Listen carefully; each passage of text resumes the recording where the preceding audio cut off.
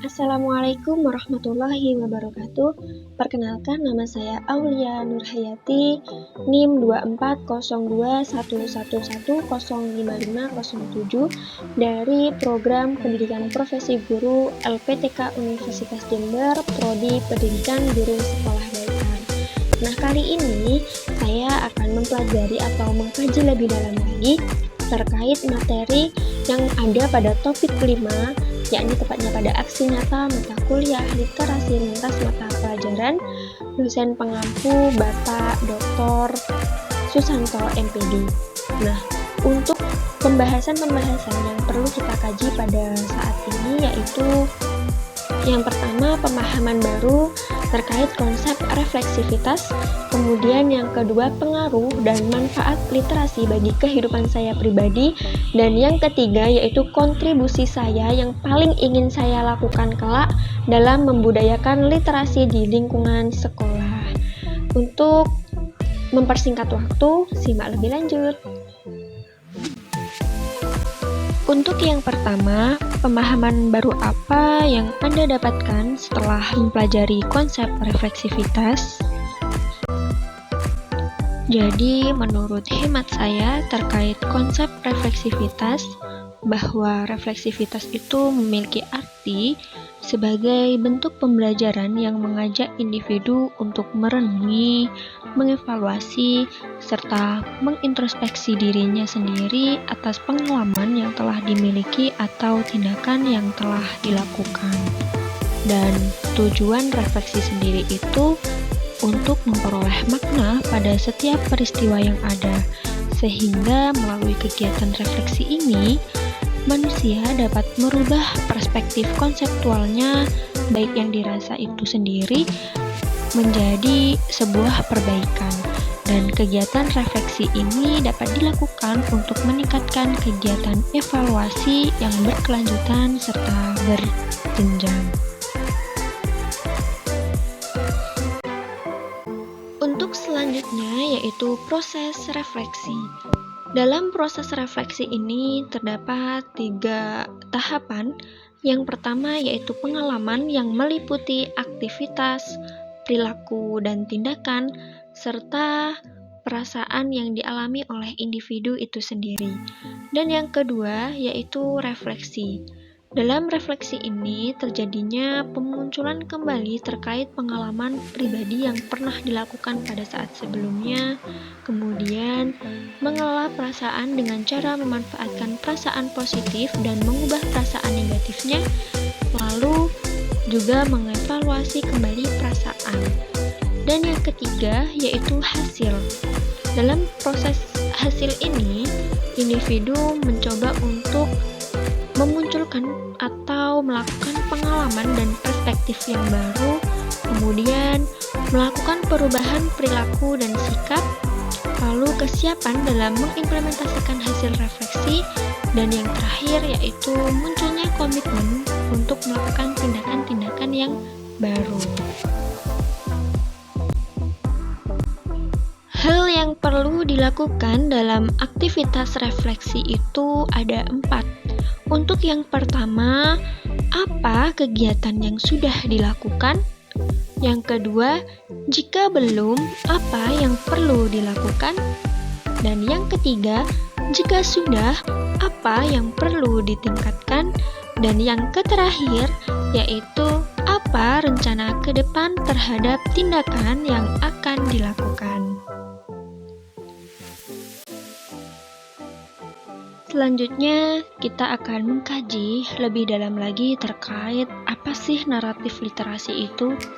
Jadi, definisi naratif literasi adalah tulisan reflektif seseorang yang mana isinya itu terkait dengan proses atau perjalanan pribadinya dalam mengembangkan berbagai bentuk literasi seperti halnya membaca, menulis, memirsa, dan lain sebagainya. Dan naratif literasi ini menjadi bagian dari tugas reflektif yang diberikan kepada calon pendidik agar mereka lebih mampu menilai pengalamannya, cara pandang, serta keyakinan terkait literasi.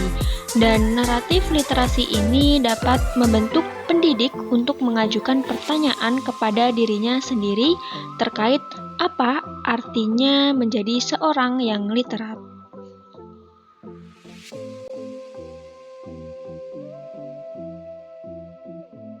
Berikut ini adalah naratif literasi saya. Simak lebih lanjut ya.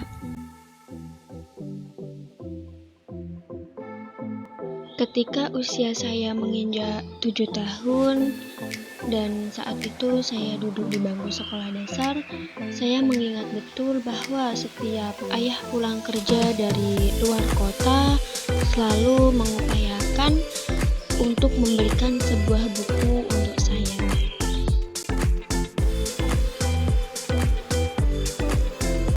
Buku-buku itu meliputi RPAL, RPUL, buku dongeng, kemudian buku bacaan atau doa-doa harian, dan masih banyak yang lainnya. Namun, karena saya berasal dari keluarga yang sederhana, bukan menengah ke atas, sehingga ayah pernah menyampaikan permohonan maafnya karena hanya bisa membelikan buku sedikit demi sedikit.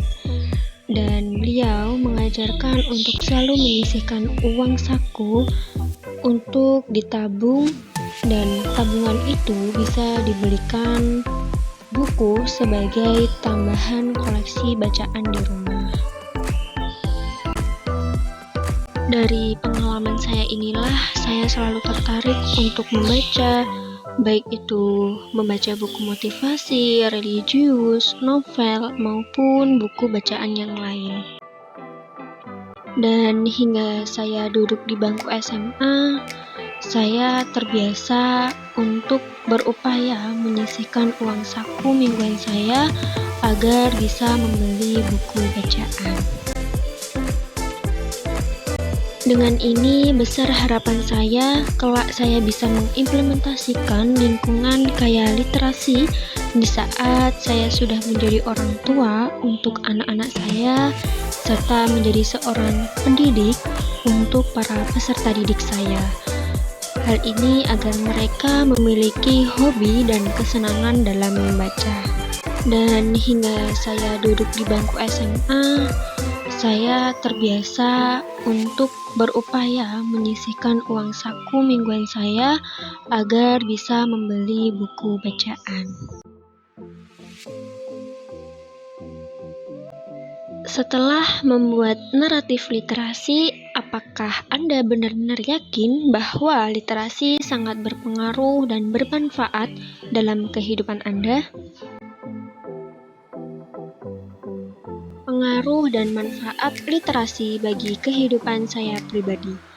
Jadi, menurut hemat saya, literasi sangat berpengaruh dan bermanfaat bagi kehidupan saya. Saya meyakini hal ini sebab saya merasakan beberapa hal, di antaranya: 1. Dapat terbukanya pemahaman serta pengetahuan saya melalui buku pelajaran, buku motivasi, buku religius, novel, komik, dan buku-buku yang lainnya. Yang kedua, melatih saya dalam bidang menulis. Dan yang ketiga, menguatkan kemampuan saya dalam memahami makna pada informasi yang sedang saya baca atau saya dengar.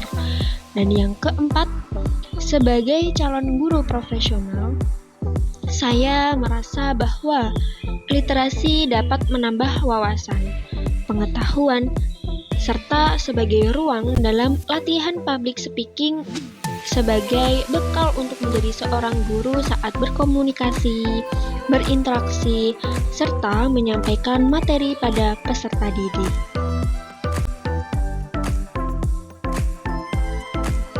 Sebagai seorang calon guru, hal apa yang paling ingin Anda lakukan untuk berkontribusi dalam membudayakan literasi di lingkungan Anda?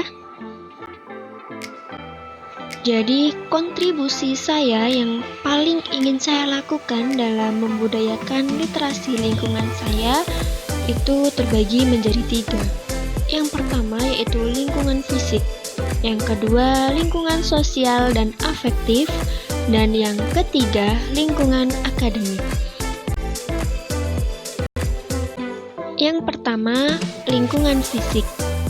Jadi dalam lingkungan fisik ini, hal yang ingin saya lakukan untuk yang pertama, saya ingin membuat pojok baca yang menarik serta berkelanjutan di dalam kelas yang ada di lingkup sekolah dasar. Yang kedua, memajang hasil karya peserta didik di ruang kelas atau lingkungan sekolah. Yang ketiga, buku bacaan selalu diperbaharui agar peserta didik tidak cepat bosan untuk melakukan literasi di sekolah. Dan yang keempat, kelas selalu dihias dan ditempel gambar atau kata-kata yang memotivasi mereka, sehingga hal ini akan mendukung proses kegiatan belajar mengajar.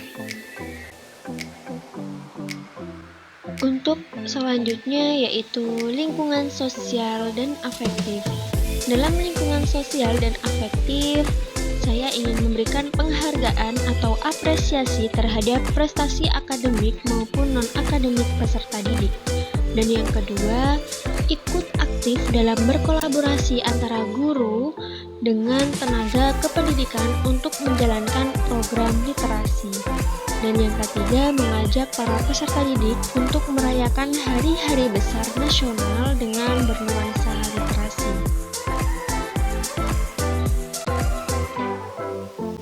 Yang terakhir yaitu lingkungan akademik. Dalam lingkungan akademik ini, saya ingin membiasakan dan mendampingi peserta didik untuk melakukan literasi 15 menit sebelum kegiatan belajar mengajar dimulai. Dan yang kedua, selalu menyediakan buku fiksi dan non-fiksi dalam jumlah yang cukup banyak. Dan yang ketiga, berantusias selalu dalam menjalankan program literasi. Dan yang keempat, mengimplementasikan pembelajaran berdiferensiasi. Dan hal ini, pendidik melakukan asesmen diagnostik kognitif serta non-kognitif untuk mengukur kompetensi awal peserta didik dalam berliterasi. Cukup sekian dari saya. Apabila ada kesalahan, mohon maaf yang sebesar-besarnya.